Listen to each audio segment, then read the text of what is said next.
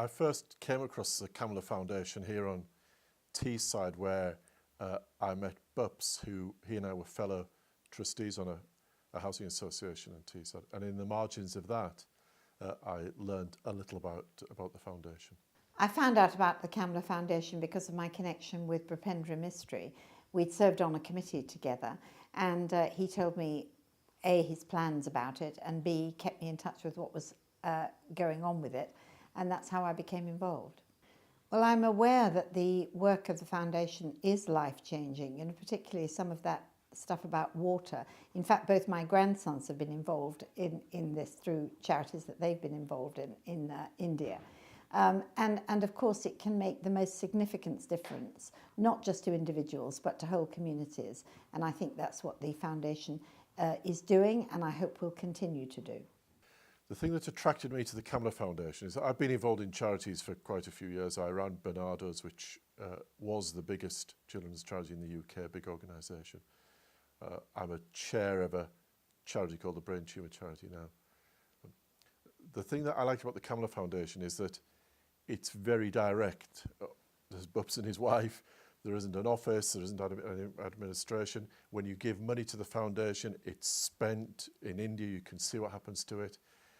And there's something very personal about it. The work they do is incredibly engaging. Its effect on communities is evidently profound. I think it's quite a special organisation. Well, I've really been very involved in campaigning all my professional life, and that involves changing minds and changing people's lives, principally by enabling them to change them for themselves, and that I think is what the ethos of the foundation is. In truth, the strapline doesn't mean very much to me, the changing minds bit. The changing lives part of it means a great deal to me. The main thing that my wife and I have been involved in is to celebrate the birth of our grandson, who's born in the UK to the same sort of privilege that you and I enjoy. Rather than buy him the traditional silver cup or whatever, we paid for a well to be built in a village called Pitkeathley in India. Actually, that didn't cost, well, it cost a fraction of what I've just paid for a car. And that will change lives in such a fundamental way. It's quite incredible. There are a great many charities in the world. People often say there are too many. Personally, I don't think that's the case, because I do believe that each charity has a unique contribution to make. Charities need to be involved with the people they help, their beneficiaries, if you like, and this one is very, very closely involved with beneficiaries, and that appeals to me. I think Kamla Foundation have some real advantages over other charities. They have very little in terms of overheads. They utilise voluntary work. Their expenses are very low, and their work is very direct.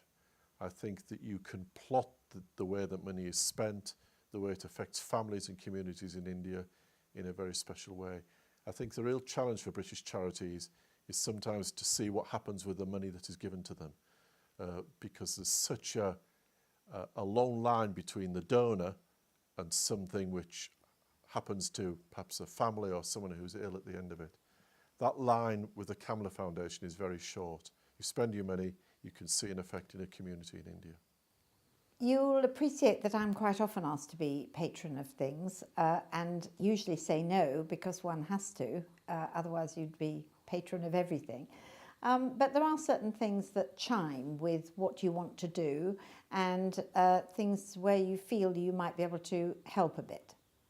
Goodness me, I think I've been a patron with the Kamla Foundation for about 3 years, or a little more. I've become a little more active in the past year because of our interest in building the well in India, and we're about to finance a second well because we've got a second grandchild on the way. So I've got a little bit more involved, but I don't get hugely involved. As you know, it's a very personal organisation run with some passion by Borbitey and his wife. The thing that interests me the most about the Kamla Foundation is the fact that it deals with disadvantage, but in the developing world. I love India. My wife and I have been to India on many occasions for holidays, and it's a fantastic place with a wonderful, warm, incredibly welcoming people. But obviously the poverty is eye-watering. The amount of begging on the streets, the poverty of some communities. And I think, frankly, if you see that and you don't feel that we in Britain should share a bit of our affluence with a community like that, there'd be something very wrong. And the Kamla Foundation facilitates that. It facilitates a modest transfer of a bit of affluence that we can afford to communities which desperately need it. I think what interests me most is what I would broadly call education, but it's actually about enabling people to speak up for themselves and do things for themselves, because I think I would broadly call that empowerment. And that's what interests me. It's what interests me in my work in the House of Lords. It's what's interested me all my life working in charities, and it's what interests me here.